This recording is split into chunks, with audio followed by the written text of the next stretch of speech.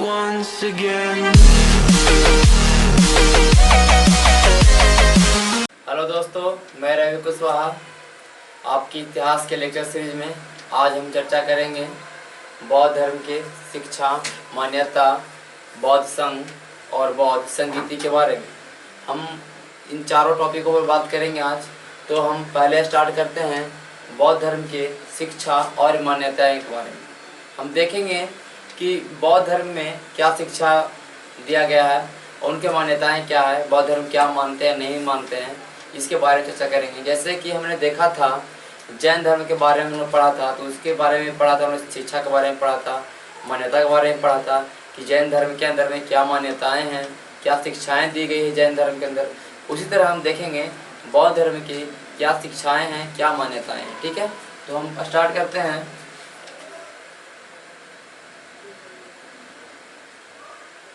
बौद्ध धर्म की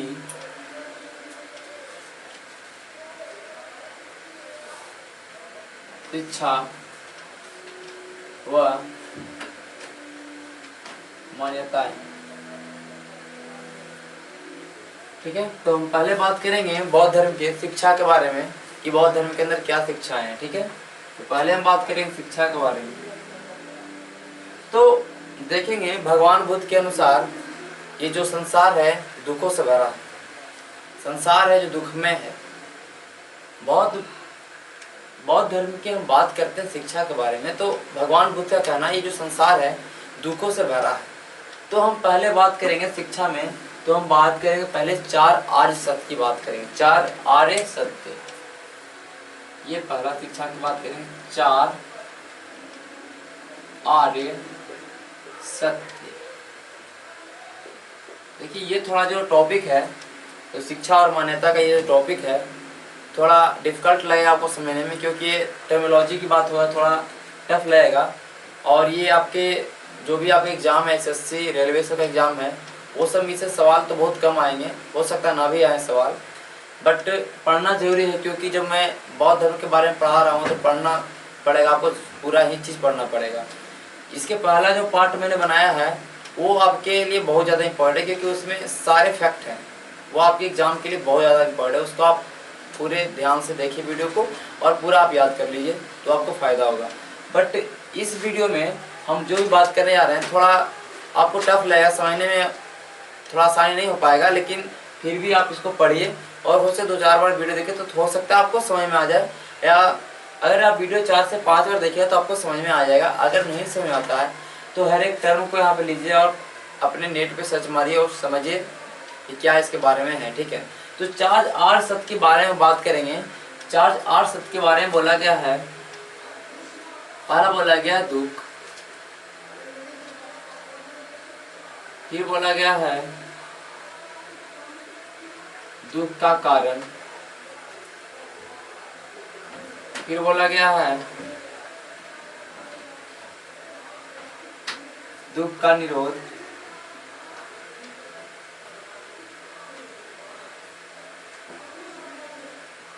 दुख निरोध गामिनी प्रतिपदा। यही है 4 आर्य सत्य। ठीक है, दुख, दुख का कारण, फिर दुख का निरोध, कहने का मतलब दुख कैसे मिटेगा, फिर है दुख निरोध ग्रामनी प्रतिपदा। ये जो दुख है, जो इसके कारण है, उसको हम दूर करेंगे। तो कैसे दूर करेंगे, इसके लिए इसमें चर्चा है। हम चारों चीज़ के बारे में देखेंगे, फिर हम हर चीज़ के बारे में डिटेल से देखेंगे। ठीक है, तो पहला बात हम करेंगे दुख का। तो बोला गया है कि जो ये संसार है, ये जो संसार है, दुनिया है, ये दुखों से भरा पड़ा है, हर जगह अब दुख है। ठीक है, ये भगवान बुद्ध बोलते हैं। और ये दुख का कारण जिसकी बात करेंगे, दुख का कारण, तो दुख का कारण में बोला गया है कि जो इंसान है, जो मनुष्य है, वो लोभ करता है, द्वेष करता है, ईर्ष्या करता है, लालसा होता है उसको, मतलब इच्छाओं पर उसको कंट्रोल नहीं है। तो ये सब दुख का कारण है। पहला लोभ, जिसे मान लेते हैं लोभ है, ईर्ष्या है, किसी को देख के ईर्ष्या हो रही है। द्वेष है, किसी के लिए द्वेष है, ठीक है। लालसा है किसी चीज पाने के लिए। तो ये सारे चीज दुख का कारण है। जैसे कि कहने का मतलब कोई आदमी अगर लोभ करता है किसी चीज के लिए, तो वो चीज हासिल करने के लिए उसको दुख करना पड़ेगा, उसको दुख होगा। वो चीज हासिल करने के लिए वो कुछ भी कर सकता है, तो वहां से कहीं ना कहीं उसको दुख की प्राप्ति होगी। तो ये दुख का कारण बताया गया, ये सब चीजों को, लोभ, ईर्ष्या, द्वेष, लालसा। अगर कोई भी मनुष्य इस चीजों पे कंट्रोल कर लेता है, लोभ, ईर्ष्या, द्वेष, लालसा, लालच पे, तो उसका दुख मिट जाएगा। तो दुख का निरोध भी यही चीज है कि जो मनुष्य अज्ञानता के अभाव में है, उसके पास ज्ञान नहीं है, अज्ञानता है उसके पास, क्योंकि वो उसको लोभ है, उसको ईर्ष्या है किसी को देख के, उसको लालसा है बहुत चीज पाने के लिए, तो उसको दुख का सामना करना पड़ रहा है। बट हम जब देख रहे हैं दुख का निरोध, तो जो आदमी को ज्ञान आ गया, कहने को ये सब चीजों से दूर हो गया, ज्ञान आ गया, वो आदमी क्या दुख, उसी को बोलेंगे हम दुख का निरोध। कहने का मतलब वो दुख से निरोध हो गया, ठीक है, दुख से आगे हो गया। अब हम देख रहे हैं दुख निरोध गामिनी प्रतिपदा। ये दुख निरोध गामिनी प्रतिपदा है। इसके अंदर बात किया गया है अष्टांगिक मार्ग का। ये 8 मार्ग बताए गए जिससे कि दुख का निवारण हो सकता है। कहने का मतलब ये जो लोभ, ईर्ष्या, द्वेष, लालसा और ये जो चीजें हैं, उस पे मनुष्य कंट्रोल कर सकता है, तो मनुष्य को दुख नहीं होगा, ठीक है। तो ये जो दुख निरोध गामिनी प्रतिपदा, कहने का मतलब ये जो दुख का निरोध करना है, दुख को उबारना दुख से, उसके लिए इसमें 8 मार्ग की बात की, अष्टांगिक मार्ग की बात किया गया है। हम अष्टांगिक मार्ग की चर्चा कर लेते हैं कि 8 अष्टांगिक मार्ग कौन कौन से हैं, ठीक है, थोड़ा उसके बारे में देख लेते हैं। ऐसे देखिए, आपके एग्जाम में यही चाहेगा कि 4 आर्य सत्य है, ये कौन से धर्म से रिलेटेड है, तो आप बता सकते हैं 4 आर्य सत्य हमारा बौद्ध धर्म से रिलेटेड है। हम बात करेंगे अष्टांगिक मार्ग। अष्टांगिक मार्ग कहाँ से रिलेटेड है, इसके बारे में बता देंगे कि ये कहाँ से रिलेटेड है, तो बौद्ध धर्म से रिलेटेड है, ठीक है। तो आज हम देखते हैं अष्टांगिक मार्ग। अष्टांगिक मार्ग कौन कौन से हैं, उसके बारे में क्या क्या, ठीक है। और ये अष्टांगिक मार्ग हमारा दुख निरोध गामिनी प्रतिपदा के अंदर आएगा, ये आप ध्यान रखिए, ठीक है। तो हम देखेंगे अष्टांगिक मार्ग।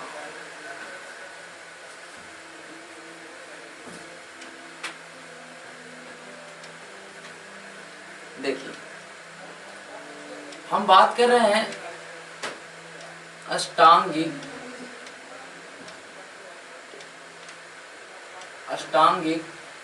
मार्ग। कहने का मतलब अष्टांगिक देखने से क्या लग रहा है, 8 होगा। 8 चीजों पर चर्चा करेंगे, टर्मिनोलॉजी है, ठीक है, ये थोड़ा टफ लगेगा। तो इसको पहले 3 स्कंद में बांटा गया है। ये 3 स्कंद के ही अंदर है 8 अष्टांगिक मार्ग। कहने का मतलब 3 पार्ट है, 3 स्कंद है, उसके अंदर में ये 8वां में आ जाएगा, ठीक है। पहला प्रज्ञा स्कंद है। सेकंड की बात करेंगे तो शील स्कंद है। थर्ड की बात करेंगे तो हमारा है समाधि स्कंद।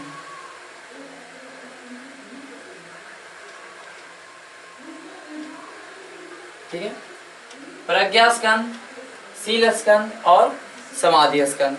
अब हम चलेंगे कि ये सब तीनों में कौन कौन से हमारा 8 होना चाहिए, ठीक है। तो हम पहले बात करेंगे प्रज्ञा स्कंद का। तो प्रज्ञा स्कंद में हम देखते हैं सम्यक दृष्टि। देखिए, सम्यक सम्य रहेगा, ठीक है, सम्यक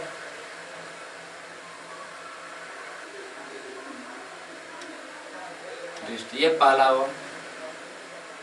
इसी के अंदर देखिए हम ऐसे फ्लो चार्ट बनाते हैं, ठीक है।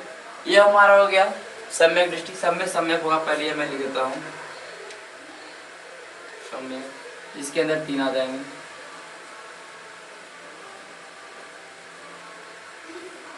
तो देखिए, पहला हमारा हो गया सम्यक दृष्टि, ये दूसरा हो गया, ये तीसरा, चौथा, पांचवा, छठा, सातवां और ये 8वां। ये 8 अष्टांगिक मार्ग है। इसको 3 स्कंदों में बांटा गया है। पहला बात करेंगे हम प्रज्ञा स्कंद। तो प्रज्ञा स्कंद में हम देख रहे हैं, प्रज्ञा स्कंद में 2 सम्यक दृष्टि और सम्यक संकल्प। सम्यक दृष्टि कहने का मतलब, पहला बात तो सम्यक कहने का मतलब सत्य या तो सही, सत्य सही अच्छा जो भी समझिए, इसका मतलब है सम्यक।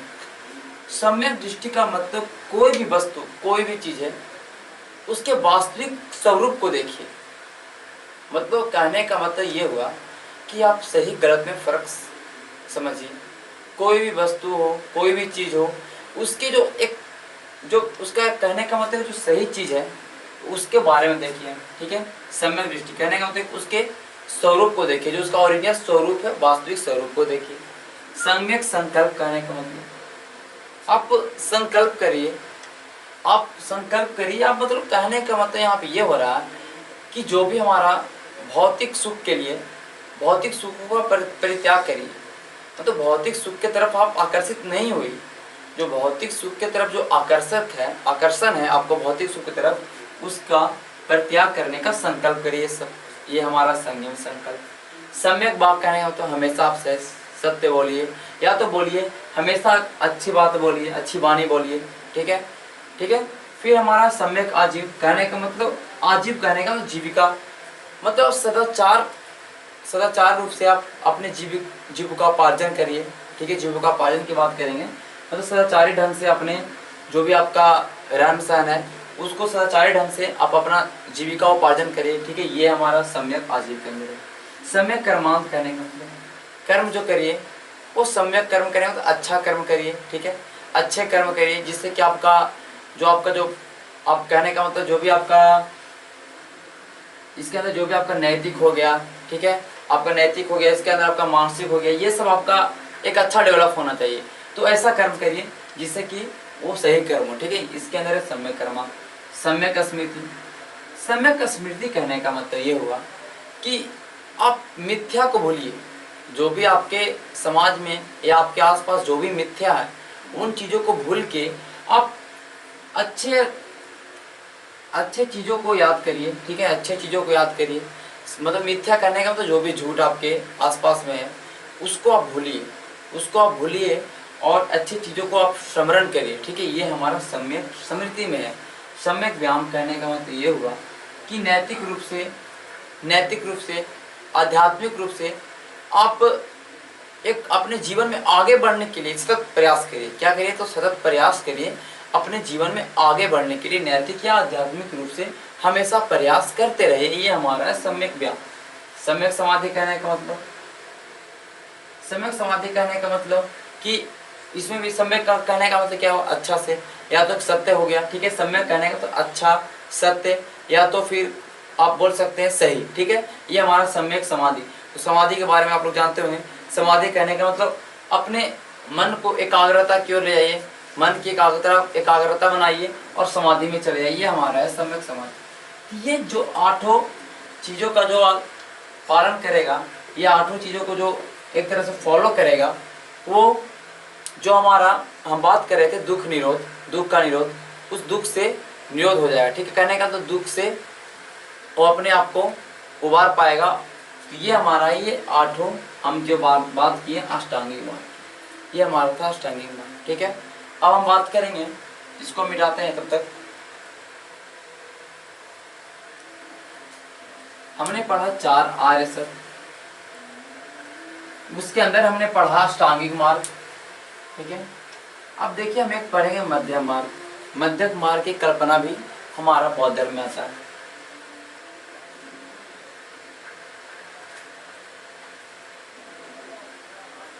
मध्यम मार्ग कहने का तो बीच वाला मार्ग, मतलब इसमें यह हुआ कि आदमी उतना भी ज़्यादा ये नहीं हो जाए, मतलब कहने का मतलब कोई चीज़ के बीचों बीच में, जैसे कि आदमी इतना भी सही नहीं बोले, हमेशा सच ही नहीं बोले, समय आने पे कभी कभी झूठी बोला जाए, ये हुआ। तो बीच वाला मार्ग को बोलेंगे मध्यम मार्ग। तो मध्यम मार्ग की कल्पना बौद्ध धर्म के अंदर है।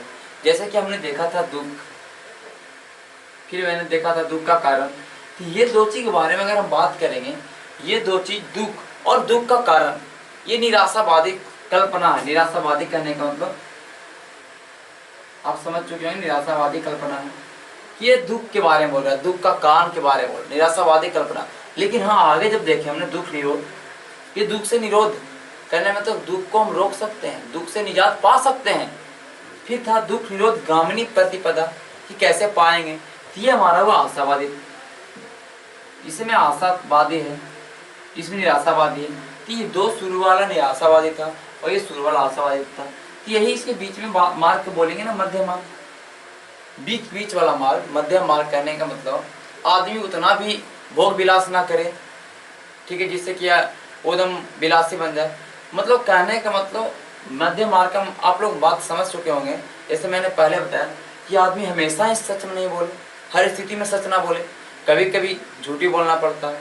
तो उतना भोग विलास भी ना करे, विलास करे लेकिन उतना ही भोग विलास ना करे, ठीक है। अब ऐसा नहीं कि भोग विलास का त्याग कर दे, इतना भी नहीं कि एकदम पूरा त्याग कर दे अपना, वो कोई भी जिंदगी का कोई भी ऐसा आराम ना करे, कुछ करे।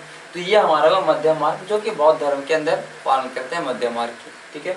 आगे देखेंगे हम, ये सब बस याद रखेंगे चीजें, उतना भी। अब देखिए, अब हम बात करेंगे एक और है प्रतिसमुत्पाद, प्रतित्य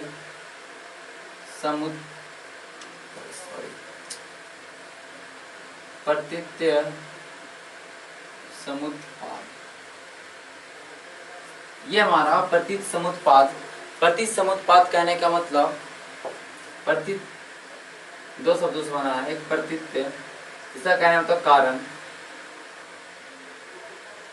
और समुत्पाद इसका कहने का मतलब हुआ हमारा कार्य। इसको हम बोलते हैं कार्य कारण सिद्धांत।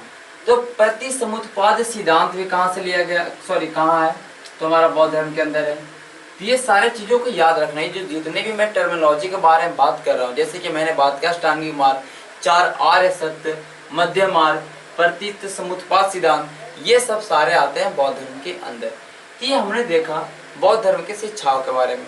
अब हम बात करेंगे बौद्ध धर्म के अंदर क्या मान्यता है उसके बारे में, कि ईश्वर को मानते हैं ना मानते हैं, ये सब के बारे में हम चर्चा करेंगे, मान्यता के बारे में। तो आइए हम देखते हैं अब बौद्ध धर्म के मान्यताएं के बारे में, ठीक है।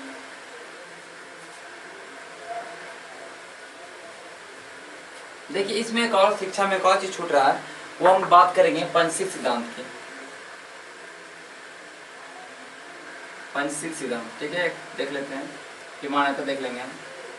तो पंचशील सिद्धांत में वही आया गया हमारा सत्य, अहिंसा, अस्तेय, ठीक है, ब्रह्मचर्य, जो हमने जैन धर्म के अंदर पढ़ा था। पांच, क्या पढ़ा था, पांच महाव्रत। जैन धर्म के अंदर हमने पढ़ा था पांच महाव्रत, जिसमें से चार हमारे पार्श्वनाथ दिए थे और एक लास्ट वाला ब्रह्मचर्य कौन दिए थे, तो महावीर दिए थे। तो वही पांच इसमें भी है पंचशील सिद्धांत के अंदर। तो इसमें हो गया सत्य, अहिंसा, अस्तेय, अपरिग्रह, ठीक है। फिर हमारा हो गया ब्रह्मचर्य, ठीक है, ये पांच हो गया। तो सत्य के ये सब बारे में पता होगा। अस्तेय मतलब कभी चोरी ना करना, अपरिग्रह मतलब ज्यादा संपत्ति अर्जित ना करना फालतू का, ब्रह्मचर्य का मतलब आप समझ रहे हैं, गृहस्थ जीवन और ब्रह्मचर्य जीवन समझ रहे हैं, ठीक है। अहिंसा के बारे में समझ रहे हैं। ये तो हमारा पांच पंच सिद्धांत हो गए। और इसके अंदर एक और है दसशील सिद्धांत, ठीक है। ये हमारा हुआ पंचशील सिद्धांत, ठीक है। ये मैंने क्या लिखा, पंचशील सिद्धांत हुआ। अब हम बात करेंगे दसशील सिद्धांत, एक इसमें दसशील सिद्धांत भी है, ठीक है। तो उसमें ये पांच और प्लस में और पांच, सारे मिला के क्या होगा, दसशील सिद्धांत, ठीक है।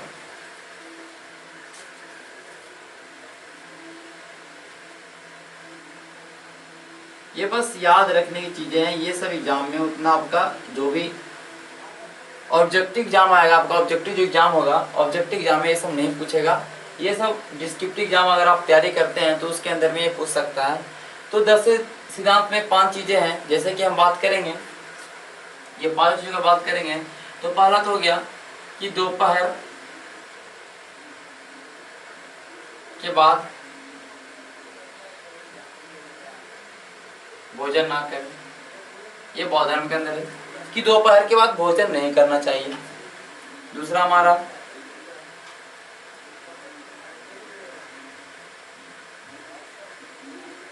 आरामदायक बिस्तर का उपयोग ना करें, ये भी है। दोपहर के बाद भोजन ना करें, आरामदायक बिस्तर का उपयोग ना करें। फिर बात करेंगे मद्यपान ना करें, ये सही चीज है। मद्यपान ना करें, कहने मतलब स्मोकिंग ना करें या कुछ भी इसके अंदर जो भी आ जाएगा, ठीक है। मद्यपान करे, लिख दिया, मद्यपान ना करें,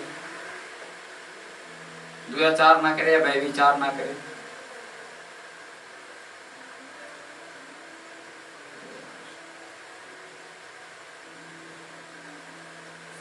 दोपहर के बाद भोजन ना करें, आरामदायक बिस्तर का उपयोग ना करें सोने के समय, मद्यपान ना करें, व्यभिचार ना करें।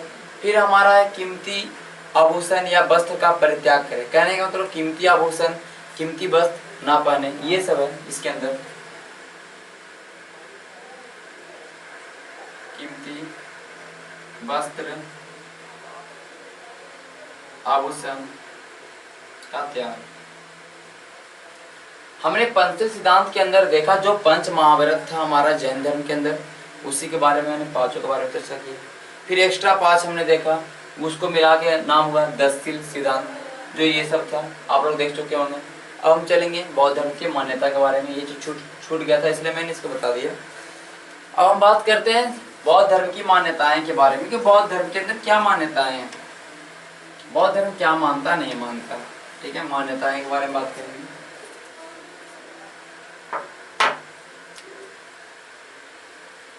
तो पहला बात हम बात करेंगे बौद्ध धर्म का, ये भी है अनिश्वरवादी। ये क्या है? अनिश्वरवादी, ईश्वर को नहीं मानता है, ठीक है। अनिश्वरवादी,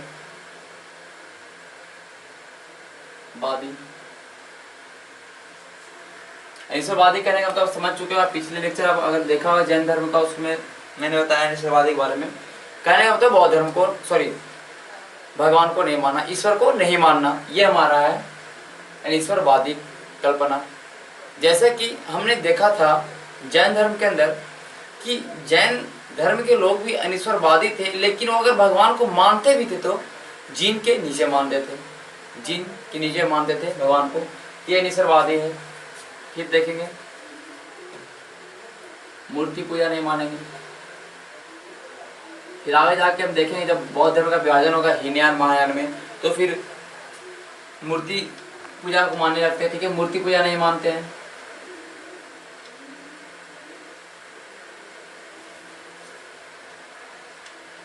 आत्मा को नहीं मानते हैं।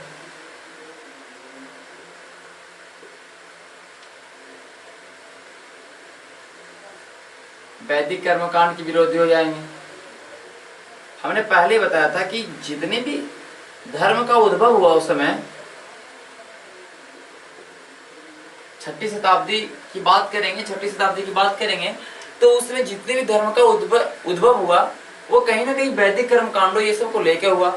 जिससे उसमें देख रहे थे कि ब्राह्मण लोग अपने आप को श्रेष्ठ मान रहे थे, उनका सोसाइटी में बहुत ज्यादा उनका वैल्यू था, ठीक है।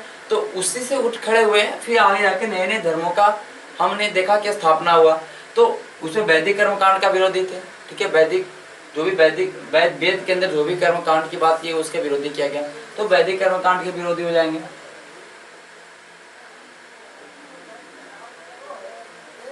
ठीक है। और हम बात करेंगे तो क्षणिकवादी हैं, कर्मवादी हैं। क्षणिकवादी कहने का मतलब, बौद्ध धर्म के अंदर क्षणिकवादी कहने का मतलब जो कोई भी चीज है जो क्षणिक है, कुछ समय के लिए होता है हर चीज। अगर आपको बहुत सुख मिला तो कुछ समय के लिए रहेगा, ये नहीं कि आपको हमेशा रहेगा। अगर हमेशा कोई चीज रहे तो प्रॉब्लम क्रिएट करेगा, अगर हमेशा सुखी रहेगा तो फिर तो आदमी को दिक्कत ही नहीं है, अगर हमेशा दुख रहेगा तो फिर तो आदमी को परेशानी होगा। तो क्षणिकवादी कहने का तो हर चीज कुछ क्षण के लिए, ये क्षणिकवादी हो। कर्मवादी की बात करें, आप कर्म पर विश्वास करता है, कर्मवादी है। पुनर्जन्म पे विश्वास करते हैं, जैसे कि हमने देखा था कि बौद्ध धर्म और जैन धर्म और ये बौद्ध धर्म दोनों पुनर्जन्म पे विश्वास करते हैं, ठीक है। बौद्ध धर्म और जैन धर्म ये दोनों ऐसे धर्म हैं जो पुनर्जन्म पर विश्वास करते हैं। कहने का मतलब पुनर्जन्म दोनों में क्या सिमिलर है बौद्ध धर्म में और जैन धर्म में, पुनर्जन्म और, ठीक है। अब आगे हम बात करेंगे, ये तो हमने सारे चीज़ को देख लिया। अनिश्वरवादी मूर्ति पूजा को नहीं मानेंगे, आत्मा को नहीं मानते हैं, वैदिक कर्मकांड के विरोधी हैं, क्षणिकवादी हैं, कर्मवादी हैं और पुनर्जन्म पर विश्वास करते हैं, ठीक है। ये हमारा हुआ मान्यता के अंदर। अब हम चलेंगे बौद्ध संघ, बौद्ध संगीति, ठीक है, उसके बारे में चर्चा करेंगे। इसको मिटाते हैं। अब अगले टॉपिक पे चलेंगे, बौद्ध। तो आइए देखते हैं बौद्ध संघ, संगीति और बौद्ध साहित्य के बारे में, ठीक है। बौद्ध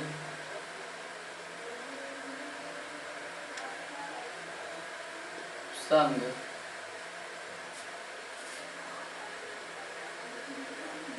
संगीति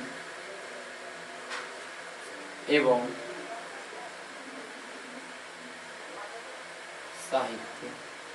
देखिए, पहले हम बात करेंगे बौद्ध संघ का। तो बौद्ध संघ की स्थापना महात्मा बोधि किए थे। कहाँ किए थे? सारनाथ में किए थे।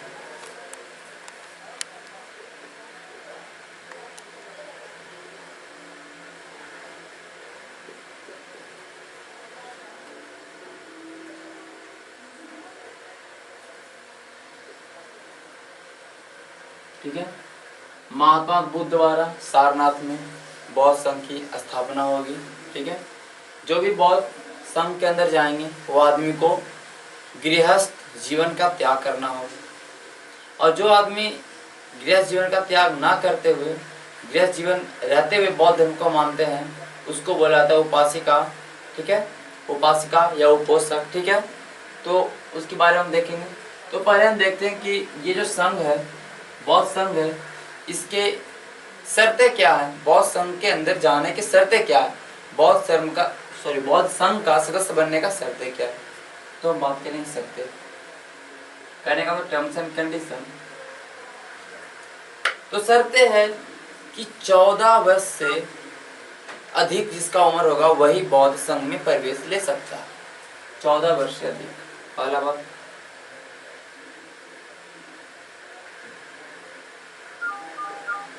अब देखिए 14 वर्ष से अधिक है वो तो प्रवेश लेगा ही, अदरवाइज अगर जिसका उम्र 14 वर्ष से अभी नहीं हुआ है और वो अगर संघ में प्रवेश लेना चाहता है तो उसको गार्जियन, उसके जो अभिभावक हैं, उनके पिता, उनसे परमिशन लेना पड़ेगा, तभी वो संघ में प्रवेश ले सकते हैं, ठीक है।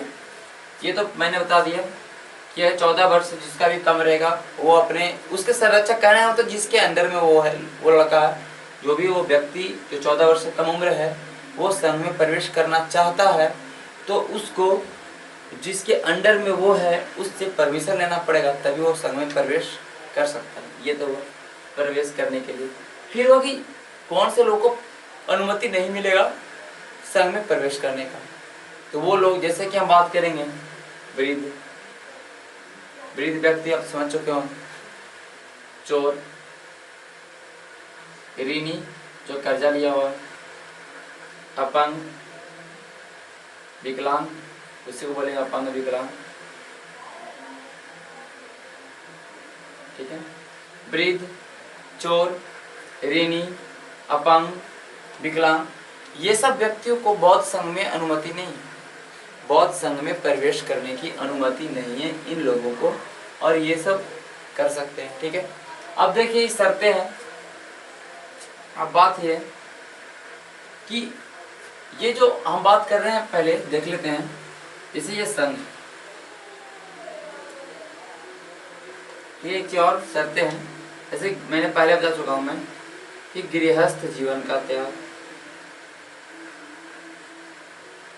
जो भी गृहस्थ जीवन अपना लिया, गृहस्थ जीवन कहने का जो गृहस्थ जीवन में चल रहा है वो गृहस्थ जीवन का त्याग करना पड़ेगा उस आदमी को जो आदमी बौद्ध संघ में जाना चाहता है।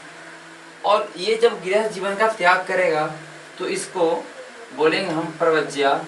ये याद करने लायक चीज है और ये एग्जाम में पूछ सकता है कि बौद्ध धर्म में जिन्होंने गृहस्थ जीवन का त्याग किया उसको क्या बोला गया, तो उसको बोला गया परवज्या, परवज्या। अब देखिए कोई परवज्या है, गृहस्थ जीवन का त्याग किया और वो जाना चाहता है संघ में।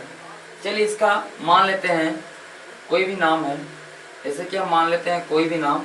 चलिए आगे बताते हैं। पहले देखिए, इसने गृहस्थ जीवन का त्याग किया, परवज्या बना। ये बौद्ध संघ में प्रवेश किया। तो बौद्ध संघ में प्रवेश करते ही उसे बोला जाएगा उपसंपदा। क्या बोला जाएगा? तो उपसंपदा, ये याद रखिए। प्रवेश करने के बाद उसको बोला जाएगा उपसंपदा। अगर देखिए बौद्ध संघ के अंदर प्रवेश कर लिया, इसके अंदर जाने के बाद इसके कुछ कुछ रूल्स होंगे बौद्ध संघ का। तो अगर वो उस रूल्स को देखेगा, अगर उसको रूल्स अच्छा नहीं लगेगा, मान लेते कुछ ज़्यादा टफ रूल हो, कुछ ज़्यादा स्ट्रिक्ट रूल हो, तो उस अगर मनुष्य को पसंद ना आए तो बौद्ध संघ से बाहर भी आ सकता है। तो बौद्ध धर्म से बाहर आने के बाद, बौद्ध संघ से बाहर आने के बाद उसकी जो उपसंपदा है ये छीन ली जाएगी। तो कहने का मतलब बौद्ध संघ के अंदर प्रवेश करते ही उसे उपसंपदा बोला जाता है। कहने का उपसंपदा मिलता है। ये जो परवज्या है ये इसे उपसंपदा मिलता है। अब देखिए क्या होता है, जो आदमी बौद्ध संघ का हिस्सा बन गया, जो आदमी बौद्ध संघ का हिस्सा बन गया, उस आदमी का नाम में भी परिवर्तन होगा। जैसे कि उसका कुछ भी नाम रहे, जैसे कोई भी एग्जाम्पल ले लीजिए, जैसे कि नाम ले उसका ए नाम है, तो जब वो बौद्ध संघ का सदस्य बन जाएगा तो उसका नाम हो जाएगा श्रामनेर, श्रमनेर, श्रामनेर ए। ठीक है, श्रामनेर ए। ठीक है, ये इसका नाम श्रामनेर ए, ये उसका नाम हो जाएगा। ठीक है, श्रामनेर। तो बौद्ध संघ का सदस्य बनने के बाद वो क्या कहलाता है? तो वो कहलाता है श्रामनेर। ठीक है, श्रामनेर कहलाता है। ये हमारा हुआ बौद्ध संघ के अंदर। अब देखिए बौद्ध संघ के अंदर, बौद्ध संघ के अंदर कोई भी प्रस्ताव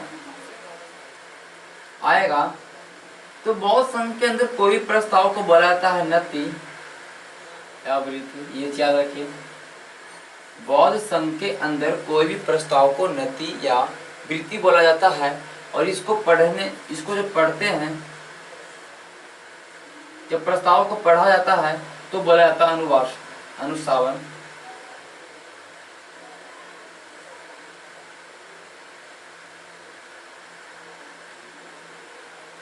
अनुवासान। ठीक है, तो पढ़ा जाता है तो उसको बोला जाता है अनुवर्षान।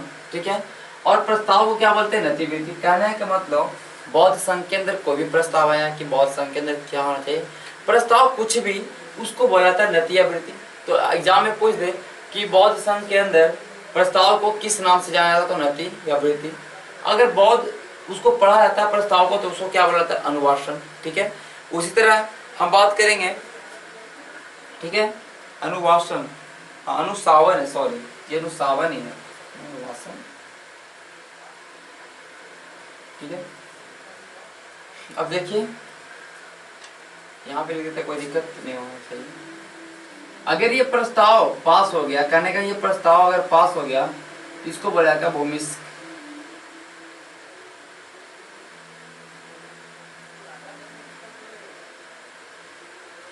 ठीक है, इसको क्या बुलाता है? भूमिस्क। ठीक है, इसको बुलाता है भूमिस्क, भूमिस्कम। ठीक है, इसको बुलाता है भूमिस्कम प्रस्ताव के अंदर। और अगर ये जो प्रस्ताव है इस पे अगर मतभेद हुआ तो वोट भी करना होता था। अगर मतभेद हुआ, अगर 10 लोग कह रहे हैं ये प्रस्ताव सही और 15 लोग कह रहे नहीं है, तो उसके अंदर वोटिंग है, जो भी होगा वोटिंग होगा, इसके अंदर वोटिंग का व्यवस्था था। ठीक है, तो ये हमने देखा बौद्ध संघ के अंदर क्या क्या चीजें थी। हमने बौद्ध संघ के अंदर देखा बौद्ध संघ का स्थापना कब हुआ, सारनाथ में महात्मा बुद्ध ने किया, बौद्ध शर्तें क्या थी और उसके अंदर क्या क्या प्रक्रिया था, उसके बारे में मैंने चर्चा किया। अब हम देखेंगे बौद्ध संगीति के बारे में, और ये देखेंगे हम चार्ट बना के सारे संगीति, जो भी 4 संगीति हुआ उसके बारे में, उससे कौन से अध्यक्ष हुए, क्या क्या काम हो संगीतियों में, तो चारों हम चार्ट बना के देखते हैं। आइए हम पहले देखते हैं चार्ट बना के। तो आइए हमारा ये बौद्ध संगीति का चार्ट तैयार है। हम देखते हैं चारों बौद्ध संगीतियाँ के बारे में। 4 बौद्ध संगीतियाँ हुई है, चारों बौद्ध संगीतियों के अंदर में क्या विशेषताएं हैं, कहाँ हुई है, उनके अध्यक्ष के रूप में कौन रहे हैं, उसके बारे में हम चर्चा करेंगे। ठीक है, तो देखते हैं प्रथम बौद्ध संगीति। तो प्रथम बौद्ध संगीति बात करेंगे तो 483 ईसा पूर्व, जब भगवान बुद्ध की मृत्यु हो गई थी, 483 ईसा पूर्व में उस समय प्रथम बौद्ध संगीति हुआ, और ये हुआ था राजगीर के सप्तकर्णी गुफा में। तो एग्जाम में पूछ दे कि प्रथम बौद्ध संगीति कहाँ हुआ, तो राजगीर में। कब हुआ, तो 483 BC में। ठीक है, अब इसके समय अगर शासक की बात करें, किसके शासन काल में, तो अजातशत्रु जो कि मगध पे था। ठीक है, तो अजातशत्रु के शासन काल में हुआ, तो अजातशत्रु के शासन काल में प्रथम बौद्ध संगीति। फिर बात करेंगे अध्यक्ष, तो अध्यक्ष के रूप में होंगे महाकश्यप। कौन होंगे, महाकश्यप।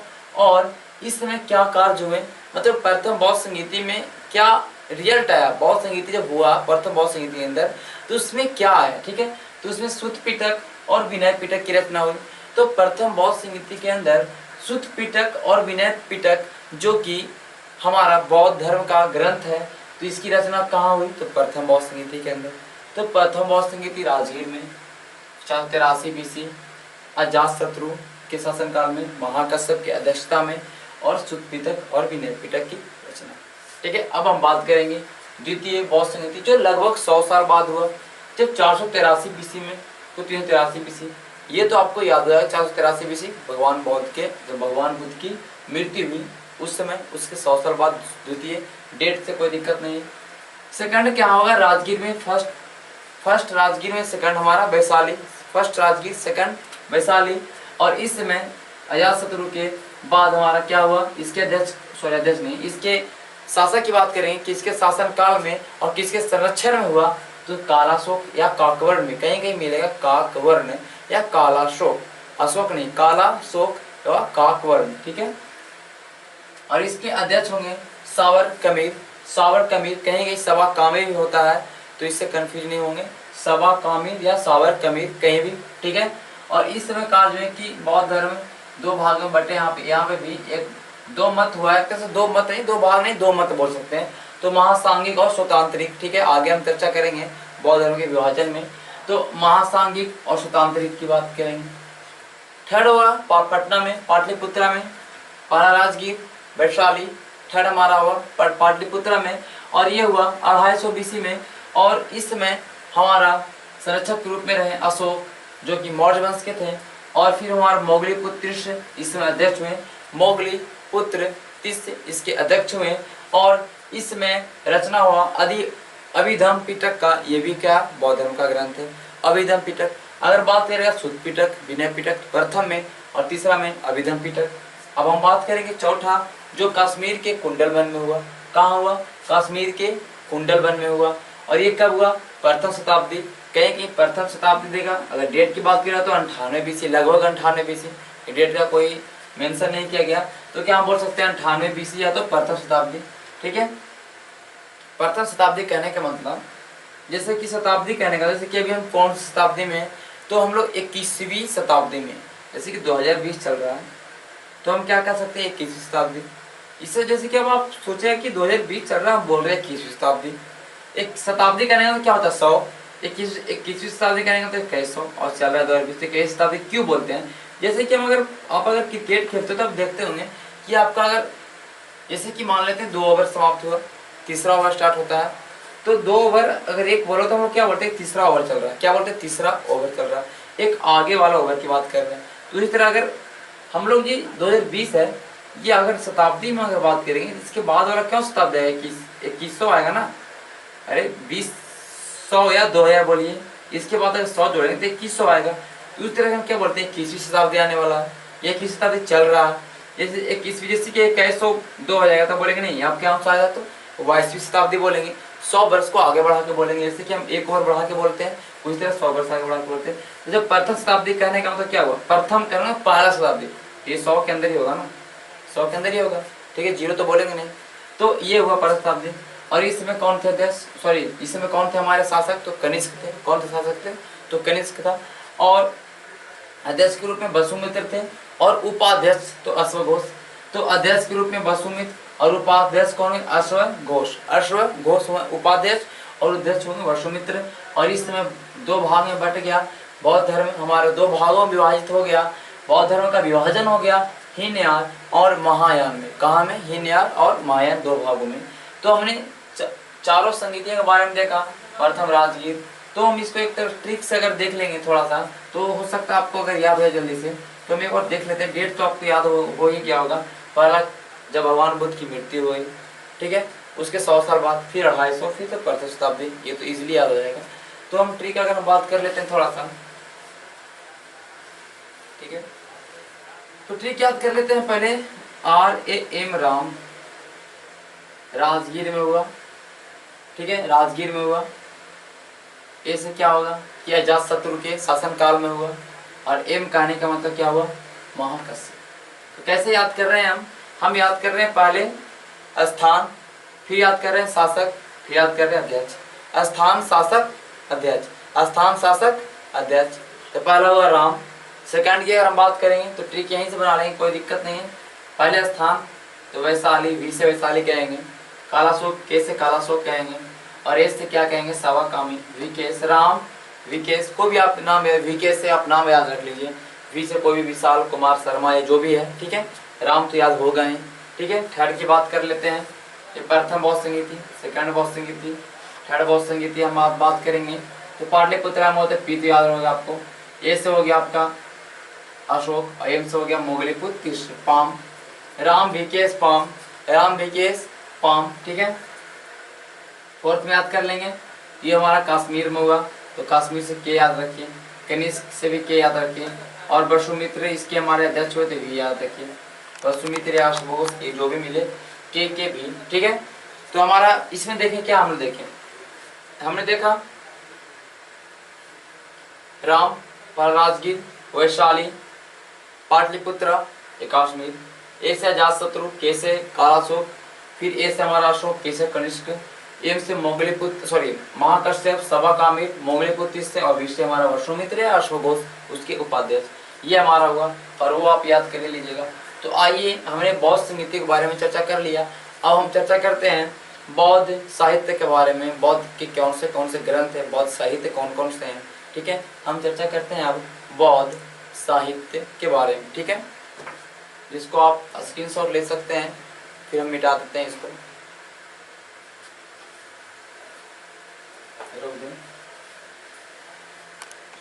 तो आइए अब हम देखते हैं बौद्ध साहित्य के बारे में, ठीक है।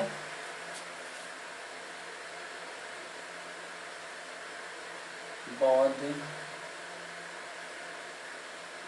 साहित्य, देखिए, बौद्ध साहित्य की बात करेंगे तो बौद्ध साहित्य जो भी लिखा गया है पाली भाषा में लिखा गया है, क्योंकि पाली भाषा उस समय का सबसे लोकप्रिय भाषा या जन साधारण की भाषा कह सकते हैं। पाली भाषा को हर कोई समझता था, आम जन का भाषा था पाली भाषा। वैसे अगर संस्कृत भाषा की बात करेंगे तो वो एक तरह से हम देखेंगे उच्च भाषा माना जाता है, उच्च लेवल का भाषा है, तो कह सकते हैं उसको। जैसे कि हम देखते हैं कि वैदिक, जब भी वैदिक की बात करेंगे वैदिक काल में, तो संस्कृत को ज़्यादा यूज किया गया है, और उसमें वैदिक जो भी हमारा संस्कृत भाषा है उसको एक तरह से श्रेष्ठ भाषा माना गया, ठीक है। तो श्रेष्ठ भाषा को ना अपना कर पाली भाषा को अपनाया गया बौद्ध साहित्य में। तो बौद्ध साहित्य में हम तीन चीज़ की बात करेंगे, पहले चर्चा कर चुके हैं। शुद्ध पिटक, विनय पिटक। ये देखिए, शुद्ध पिटक और विनय पिटक के बारे में बताया था कि प्रथम बौद्ध संगीति में दोनों का रचना हुआ। 18वां हमारा अभिधम्म पिटक, इसका तीसरा बौद्ध संगीति में होगा।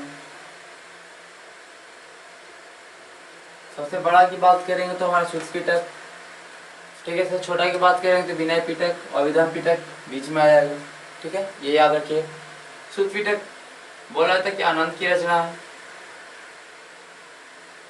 ये उपाली की रचना है, ये सब शिष्य हुए हैं भगवान बुद्ध के, और ये बोला था इसमें मोगलीपुत्र तिष्य जो है, मोगलीपुत्र तिष्य, इसका प्रभाव है इस पे।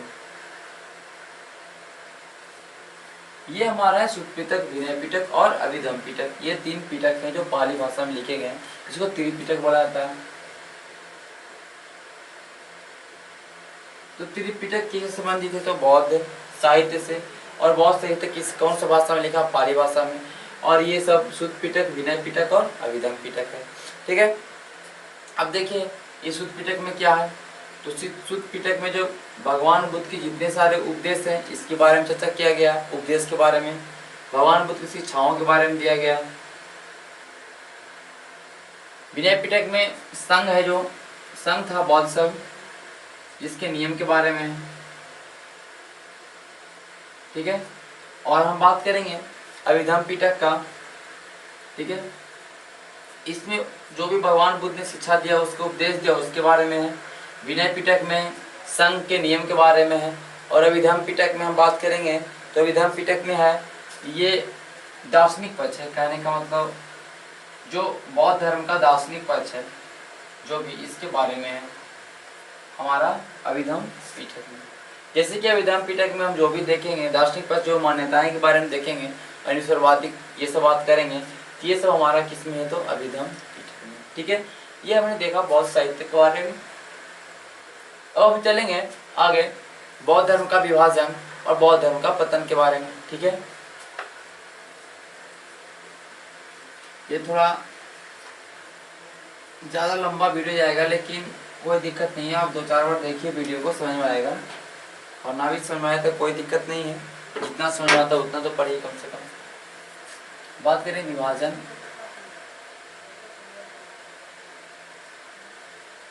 हमने देखा कि जो बौद्ध धर्म का जो लास्ट जो चतुर्थ संगीति हुआ था, चौथा संगीति जो हुआ था, उसमें बौद्ध धर्म 2 भाग में बांटे गए, हीनयान और महायान। ठीक है, इसकी बात करेंगे हम हीनयान और महायान का।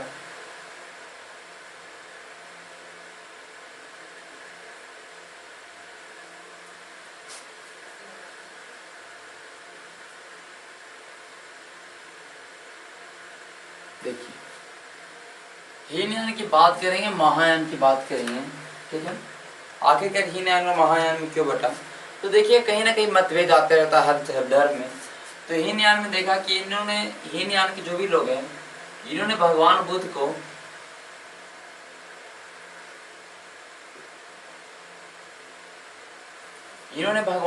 क्या माना, इन्होंने भगवान बुद्ध को महान पुरुष के रूप में माना।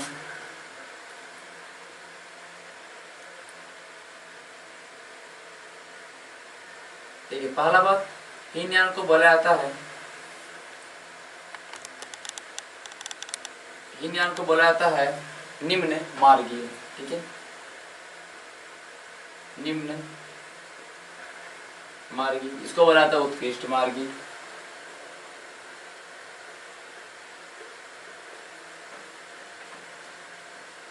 ठीक है, निम्न मार्गी है, उसको बोला जाता है उत्कृष्ट मार्गी। ठीक है, रूढ़िवादी हुआ,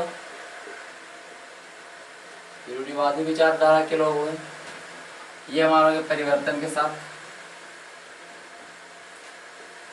ठीक है, इन्होंने भगवान बुद्ध को महान पुरुष माना, इन्होंने महायान ने भगवान बुद्ध को देवता माना।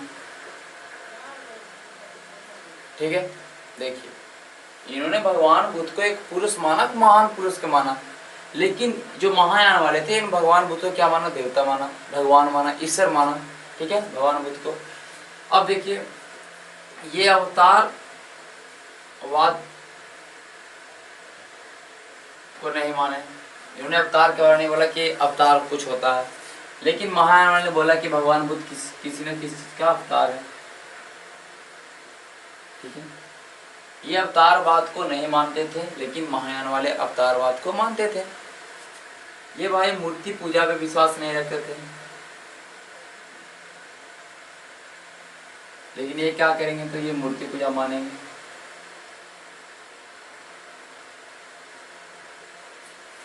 ठीक है, ये मूर्ति पूजा नहीं मानते थे, ये मूर्ति पूजा मानेंगे। ये मांसाहारी नहीं है, ये मांसाहारी बन जाएंगे।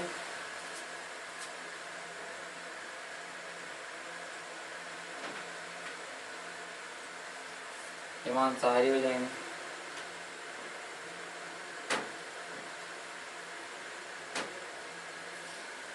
ठीक है, अगर आप बात करेंगे तो ये जो हीनयान वाले जितने भी भगवान बुद्ध ने जो भी उपदेश दिए हैं, उसको तो जो भी उपदेश है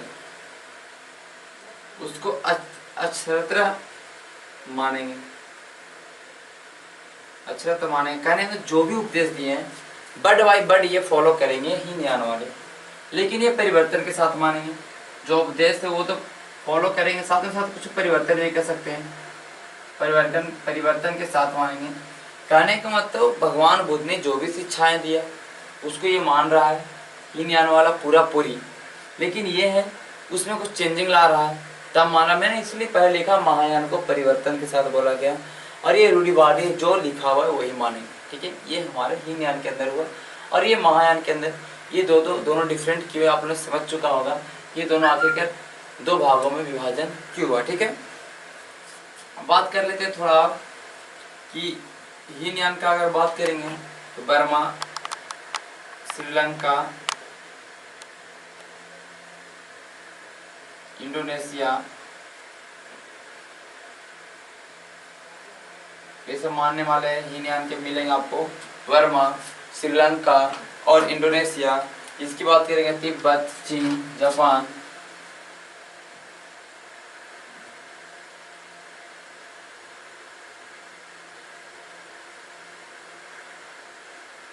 ठीक है। तिब्बत, चीन, जापान वाले महायान के हैं, और हीनयान में बर्मा, श्रीलंका और इंडोनेशिया वाले क्या हैं, तो हीनयान के हैं। थोड़ा हम और देख लेते हैं, हीनयान के ग्रंथ के बारे में थोड़ा देख लेते हैं, और महायान के ग्रंथ के बारे में देख लेते हैं थोड़ा सा, ठीक है। तो ये ऊपर मिटा देते हैं, थोड़ा सा यहीं पे देख लेंगे। तो हम बात करेंगे तो हीनयान के जो भी ग्रंथ लिखे गए हैं पाली भाषा में लिखे गए हैं, पालावत। और ज्यादातर हीनयान के जो ग्रंथ है पाली भाषा में है, और वही महायान के जो ग्रंथ है वो हमारे कौन सी भाषा में, संस्कृत भाषा में। इन्होंने संस्कृत को अपनाना स्टार्ट किया। जैसे कि हम पाली भाषा हीनयान के ग्रंथ की बात करेंगे तो कथा वस्तु देख लेंगे, कथा वस्तु इसके अंदर आता है, ठीक है। महावस्तु भी है, हीनयान का ग्रंथ है महावस्तु। अभिधम कोश हो गया, अभिधम कोश, जैसे अभिधम पिटक पढ़े थे उस तरह अभिधम कोश है, ये हीनयान का ग्रंथ है और हीनयान का साहित्य, और ये इसको बोला जाता है पिटकों का कुंजी, त्रिपिटका कुंजी, ठीक है।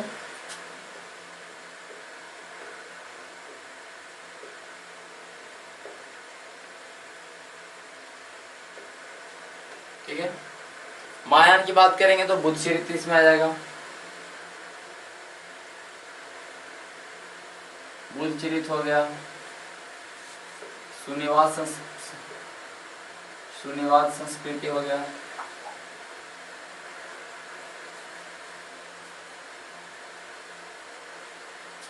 शून्यवाद, और ये शून्यवाद लिखा हुआ गया था नागार्जुन द्वारा, ठीक है। नागार्जुन जो कि आंध्र प्रदेश में इनका जन्म हुआ था, और नागार्जुन को ही माना जाता है महायान के संस्थापक। तो शून्यवाद संस्कृति एक है, बुक है, और ये बुद्ध चरित्र, ये सब हमारे महायान से रिलेटेड है, और इन्होंने संस्कृत भाषा का यूज किया, वही हीनयान पाली भाषा का यूज किया। इसके ग्रंथ हुए महावस्तु, अभिधम कोश, और भी बहुत सारे ग्रंथ है, लेकिन उतना जो एग्जाम के दृष्टिकोण से महत्वपूर्ण नहीं है, इसलिए हम नहीं पढ़ते हैं। और ऐसे भी ज़्यादातर हम देखेंगे तो ये सब मूर्ति पूजा हुआ, ये सब कुछ इम्पोर्टेंट चीज़ है कि बताओ अगर महायान वाले मूर्ति पूजा आपको विश्वास करते थे या नहीं करते थे, या तो ऐसा आ जाएगा कि बौद्ध धर्म के कौन सा वो पार्ट है, या बौद्ध धर्म के जो विभाजन के बाद कौन सा है जो कि मूर्ति पूजा पे विश्वास करते थे। तो हमारा आंसर होगा कौन सा, तो महायान मूर्ति पूजा पे। याद रखिए, माँ से मूर्ति और माँ से महायान, ये ध्यान रखना है, भुलाइएगा कहीं मत, ठीक है। अगर पूछ दे कन्फ्यूजन रहेगा कि कौन मूर्ति पूजा पे विश्वास करते थे, मूर्ति पूजा को कौन बढ़ावा दिया था, महायान हीनयान, कन्फ्यूज होगा महायान हीनयान, तो याद आ जाएगा कि माँ से महायान और माँ से मूर्ति, तो कभी कहाँ कन्फ्यूजन नहीं होगा, ठीक है। उसी तरह देखें यहाँ पे उपदेशों को अच्छे कर रहा था लेकिन परिवर्तन साथ कर रहा था, ठीक है। तो यह विभाजन देखते हैं, थोड़ा पतन देख लेते हैं, अब खत्म हो जाएगा आपका पूरा ये बौद्ध धर्म पूरा खत्म हो जाएगा 2 ही वीडियो में।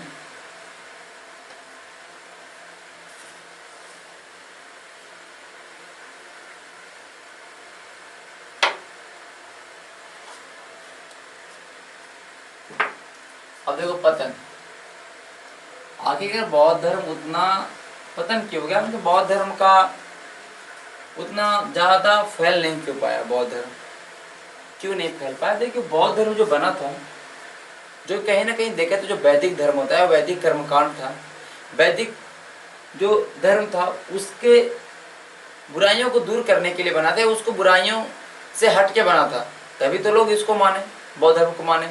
अगर जैसे कि वैदिक धर्मों से बहुत सारे बुराइयां आ गई थी, जैसे कि ब्राह्मण अपने आप को श्रेष्ठ मान रहे थे, तो कुछ लोग जो भी मध्यम वर्गीय लोग थे, या तो उसके बाद हम बोल सकते हैं जो कि वैसे शूद्र जो भी बोल सकते हैं, वो चाहते थे कि कोई धर्म हो जो जिसमें उनको एक अच्छा पोजीशन मिले। तो इस तरह अलग अलग धर्म जैसे जैन धर्म, बौद्ध धर्म में आने लगे।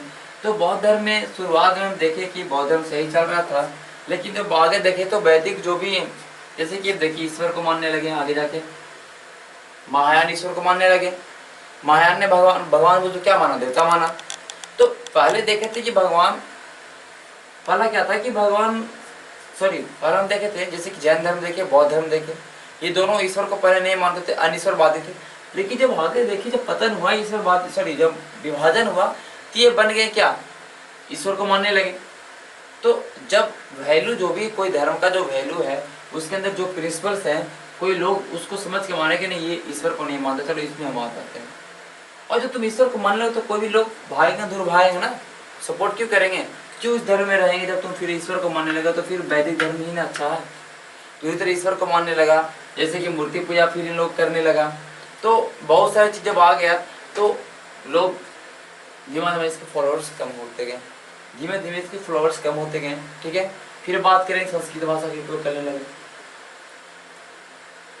जैसे कि मैंने बताया कि पाली भाषा जन साधारण की भाषा थी, पाली भाषा को सब कोई जानते थे, सब कोई वो पब्लिक यूज करता था पाली भाषा। लेकिन जब संस्कृत भाषा के उपयोग होने लगा तो लोग इसको समझने लगे उच्च धर्म, समझ लें कि नहीं ये हाई लेवल का धर्म है। जैसे कि हम वैदिक धर्म की बात करते थे, वैदिक धर्म में जो भी धर्म थे, तो थोड़ा आम लोग, जो आम जनता था उस समय, जो भी नीचे तबके के लोग थे, वो संस्कृत भाषा जब अपना लिया गया, जैसे कि हमने देखा संस्कृत भाषा का अपनाया गया महायान में, तो लोग इसका भी फॉलोअर थोड़ा कम करने लगे। ये भी कहीं ना कहीं कारण बना इनके पतन के बीच में। ठीक है, और हम बात करेंगे तो बौद्ध धर्म का विभाजन हुआ दो भाग में, महायान हीनयान में। यहाँ से ही प्रॉब्लम हुआ कि बौद्ध धर्म टूट चुका है। अब उसमें जो भी शासक, जैसे ब्राह्मण शासक आए, पुष्यमित्र सोम हो गया, शशांक हो गया, ये सभी प्रॉब्लम क्रिएट किया कहीं ना कहीं बौद्ध धर्म को फैलने में। ठीक है, तो ये हमने देखा बौद्ध धर्म को पतन के कारण के पीछे क्या क्या कारण है। तो उतना ज़्यादा ये हमारे एग्जाम के लिए महत्वपूर्ण नहीं है। अगर डिस्क्रिप्टिव एग्जाम, मैं बार बार बोल रहा हूँ कि जब डिस्क्रिप्टिव एग्जाम होगा तो इसके लिए पॉइंट है पतन। ठीक है, तो हमने देखा बौद्ध धर्म के हर एक पहलू पर हमने चर्चा किया, और अभी जाके हमारा बौद्ध धर्म खत्म हो चुका है। अब हम अगले दूसरे चैप्टर में प्रवेश करेंगे। तब तक के लिए धन्यवाद। चैनल को सब्सक्राइब करिए और शेयर करिए जितना ज़्यादा हो सके।